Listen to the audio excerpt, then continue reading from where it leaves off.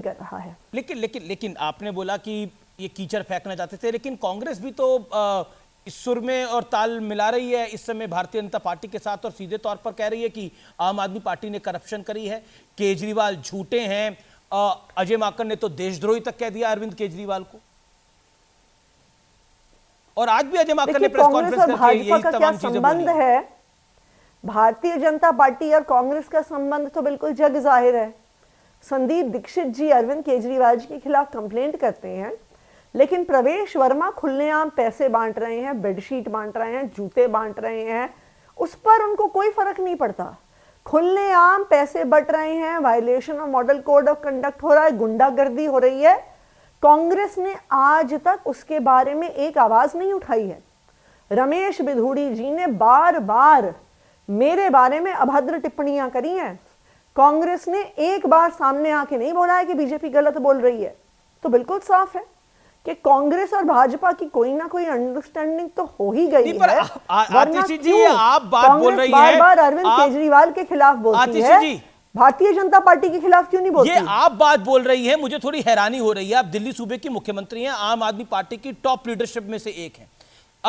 अभी कुछ दिनों पहले आम आदमी पार्टी और कांग्रेस का अलायंस था, तब आपको नहीं दिख रहा था कि बीजेपी और कांग्रेस में साठगांठ है। आज कांग्रेस पार्टी कह रही है कि दिल्ली के अंदर लोकसभा चुनाव भी हम आम आदमी पार्टी की वजह से हारे, क्योंकि शराब का घोटाला था, शीश महल था, ये मुद्दे थे, इसलिए हमारी लुटिया डूब गई। बगल के राज्य उत्तर प्रदेश में हम जीते, दिल्ली में आम आदमी पार्टी ने हमें हरवाया चुनाव, क्योंकि उन पर भ्रष्टाचार के संगीन आरोप थे, और इस बार भी आम आदमी पार्टी हारेगी क्योंकि उन पर भ्रष्टाचार के संगीन आरोप है। यही कांग्रेस लाइन ले रही है। और आप लोगों का तो अलायंस था, आप लोगों ने एक दूसरे के कैंडिडेट के लिए प्रचार किया की वजह से, और आम आदमी पार्टी की वजह से ही कांग्रेस हरियाणा में चुनाव हारी।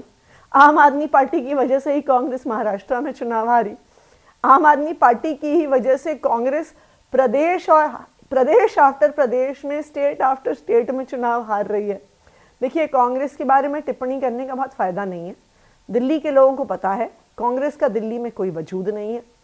2020 के चुनाव में कांग्रेस की 70 में से शायद 68 सीटों में जमानत जब्त हो गई थी।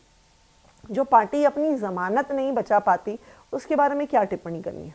लेकिन इस बार ही उन्होंने आपके खिलाफ अलका लांबा को उतारा है, अरविंद जी के खिलाफ परवेश वर्मा, और अरविंद जी के खिलाफ उन्होंने संदीप दीक्षित को मैदान के अंदर उतारा है, कई स्टार नेताओं को मैदान में उतारा है। तो Congress leg work, ground work करती हुई तो थोड़ी बहुत दिखाई दे रही है दिल्ली के अंदर। क्या आपको लगता है इस ट्रायंगुलर फाइट में आपको नुकसान हो सकता है, आपको मतलब आम आदमी पार्टी को? देखिए, ये फाइट ट्रायंगुलर नहीं है। दिल्ली चुनाव आम आदमी पार्टी और भाजपा के बीच में आपस की कांग्रेस गेम में नहीं है। कांग्रेस का दिल्ली में कोई वजूद नहीं है। कांग्रेस के पास दिल्ली के लिए आज के दिन में कोई एजेंडा नहीं है, उनके पास कोई ग्राउंड का कार्डर भी नहीं है। तो कांग्रेस हो सकता है कि दिल्ली के बाहर कई स्टेट्स में उनका प्रेजेंस हो, ठीक ठाक प्रेजेंस है, पर दिल्ली में नहीं है। जी चलिए, आपको लगता है कांग्रेस का प्रेजेंस नहीं है, लेकिन दिल्ली की आप सिटिंग सीएम है, आपको टेम्परेरी सीएम कह दिया गया।